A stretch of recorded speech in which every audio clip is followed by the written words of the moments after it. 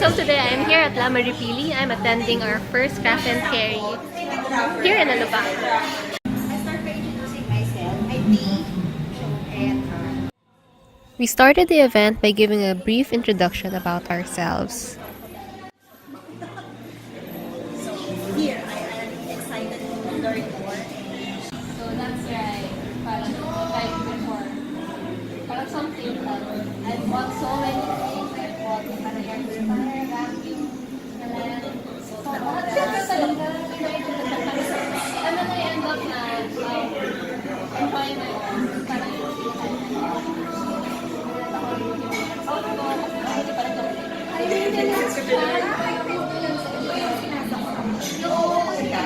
pag pinabayaan mo mas so many hours, sobrang nakaka-excite sa pagka home PSA. Ang tip ko sa kanila, deal with one health issue at a time. Para hindi kayo. That's all. Hindi ko super dahil siya. So, na-shock din ako. But I do my own research kasi may cousin enrolled because I have a lot of health issues.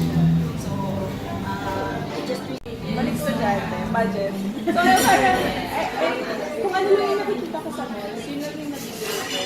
And hindi ko pa alam actually kung effective na yung short, o kahit solid naman. Pero so far, whenever I use the oils, hopefully be an ambassador.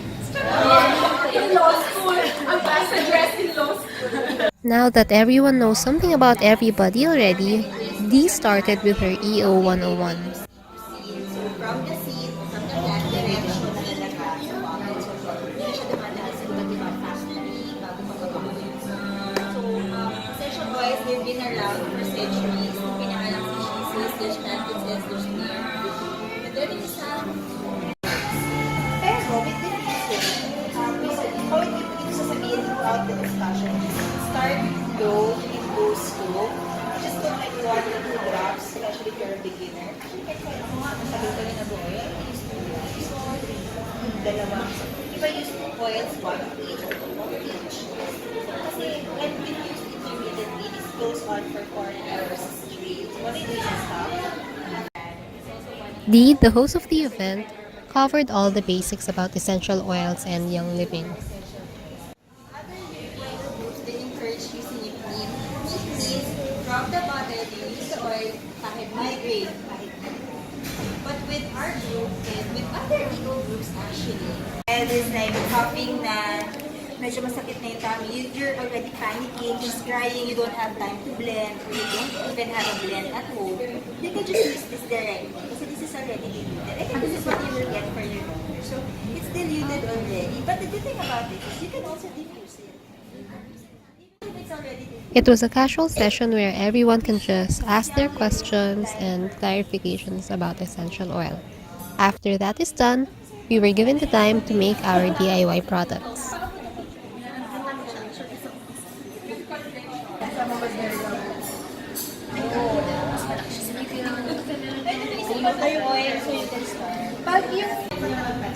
Teka lang baka ma-mix ko. Lagyan ko na muna kaya. Or Tama.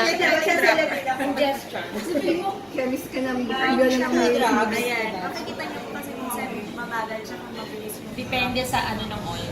Oil kasi. Pero wala akong pictures na Yan. Very good! learning. Para mag-allergic lang. Ito si Jirbie. Peppermint. Okay. Yan, okay na yan.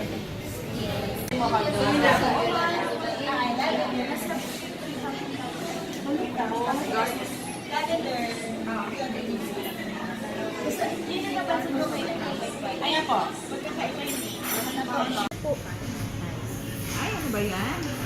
Hindi ako nilagay. Hindi, nakabansod. Nakabansod. 50 grams. Fine. So, ano ba?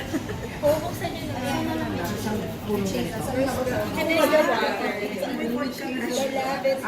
We're still lavender. Ay, ba't ba? Pwede mo siyang gawing foot soak kung walang bathtub sa bahay. Kasi parang mag-ano lang siya sa water, di ba? Parang... Hey guys, I'm with Odette and we are here at Oilific Lives Craft and Carry. Hello everyone! She was called to be a winner of one of the raffle for that day. Cool, huh? Meron! Hi! Hello, my wasabis! This is Jirbie from Couchwasabi. And today I would like to invite you to attend my craft and carry this February 10th at Long Weekend Coffee in Marikina. See you there! Anyway guys, I hope you've enjoyed this video. Don't forget to drop by if you're free on February 10 at Long Weekend Coffee in Marikina. And I hope to see you in my first craft and carry event. Bye!